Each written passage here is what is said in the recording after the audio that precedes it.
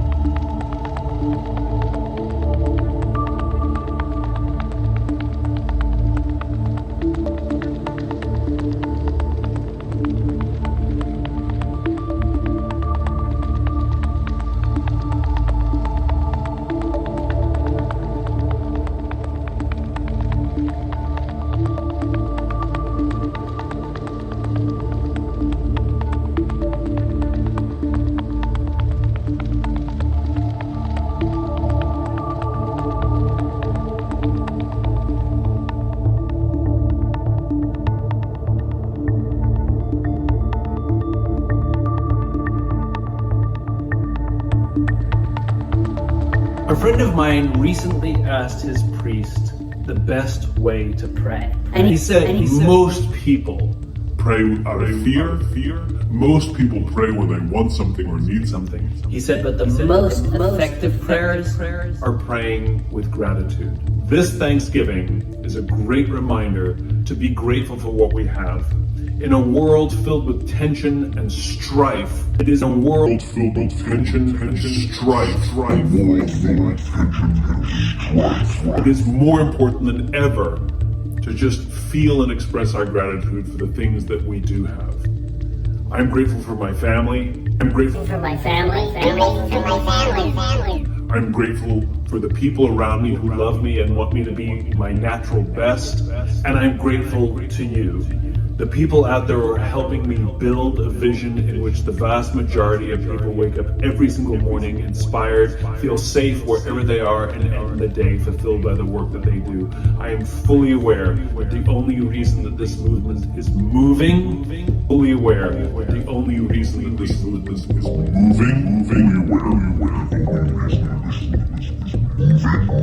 Is because we're doing it together. So on behalf of the Optimism Company, on behalf of all of our optimists here, thank you. Have a very, very happy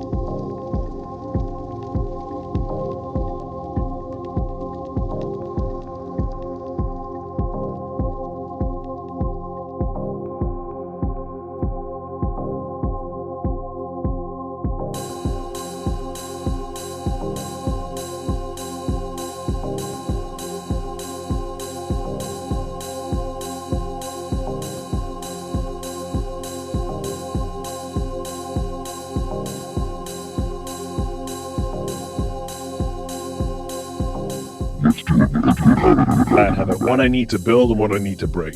Building a good habit, you kind of want 4 things to happen. For breaking a bad habit, you kind of want 4 things to happen. For building a good one, you want to make the habit obvious. So you want the cues of your habits to be obvious, available, visible, easy to see.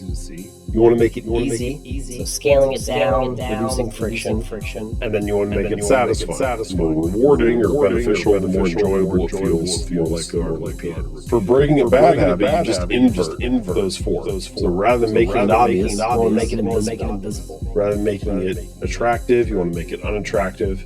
Rather than making it easy, you want to make it difficult. You want to make it difficult. You want to make it difficult. And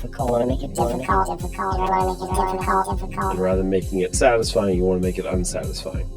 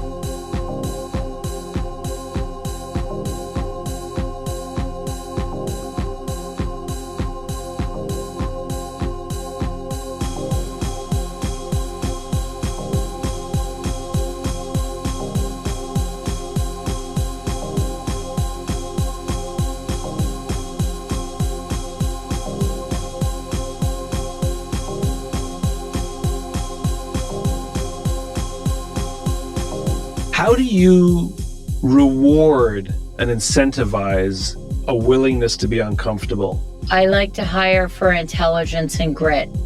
And skill, I think, leads you down a wrong path when your job is to invent new things. Because there's no historic skill that you can often hire for that yields new inventions. Like if you're going to create something new, You can't do it with people who know how to do something and have done it for 30 years. You have to do it with someone who can look at first principles and deconstruct a problem, and with intense level of curiosity, figure out how to do it better in a way that no one else has ever thought about. Because better in a way that no one else has ever thought about. Better in a way that no one else has ever thought about. because they don't even know that they're not following the rules or following the prescriptive way that it's been done before. The more you push into uncomfortable, the more creative, the more creative, the more creative, the more creative, the more creative, the more creative, the more creative, the more creative.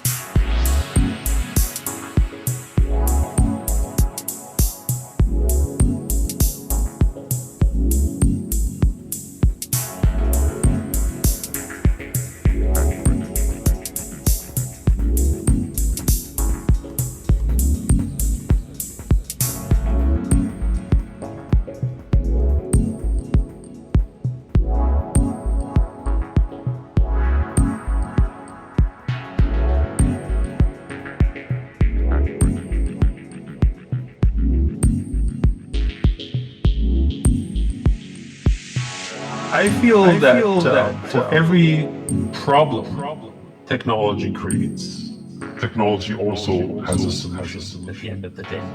We live in a world where we have lost trust in almost everything. We don't actually know what's true anymore because we cannot actually process the information at the speed in which it's coming at us. So this is, to me, where blockchain technology will come and help us to basically give us a consensus-based system, a way in which we can now trust that, you own this Bitcoin, you own this asset, it's immutable. So I feel like blockchain will help solve these issues for us. And that's basically why Web3 is so critical to our.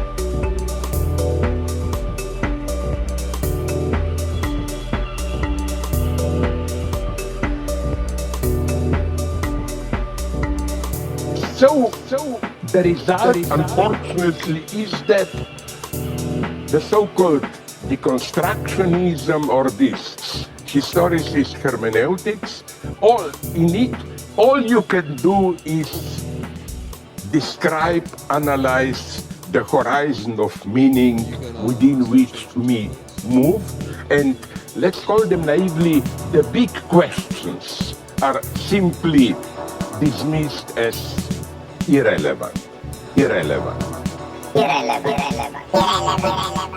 I see trends lately to move beyond this at different levels, and with many of them I am even caught in polemics. For example, this object-oriented ontology and so on and so on.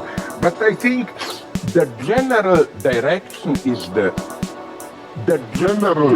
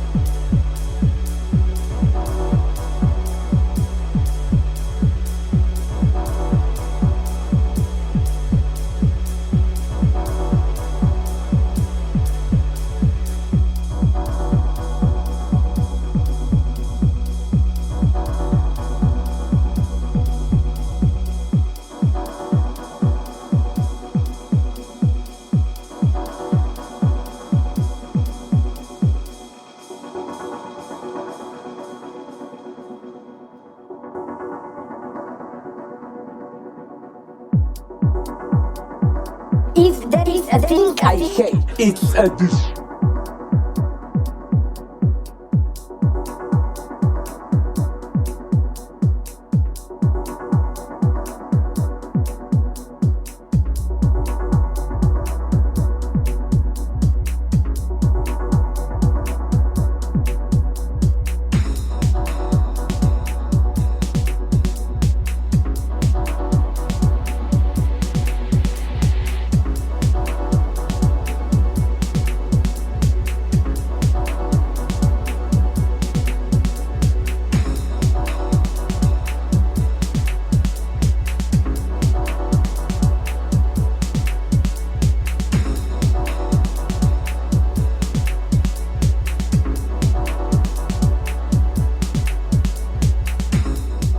There's nothing you can understand about the world that can capture the truth of your life in this moment, because concepts are simply the wrong tools for the job. There's nothing you can think about physics or psychology, say, or about your personal history that can reach more deeply into this moment than you're simply recognizing that you are identical to experience. You are not having an experience. You are not having an experience. You are not having an experience. You're not on the outside looking in. As a matter of experience, there is no periphery from which to do that. There is only experience, and recognizing this fact is meditation. Recognizing this fact is meditation.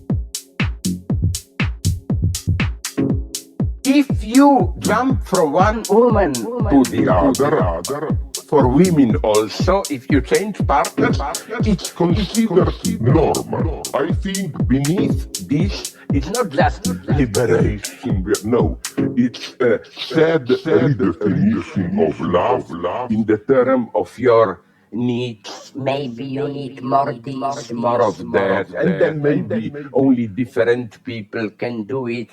This is not love. Love is that true love, la conscience is somewhere, doesn't idealize.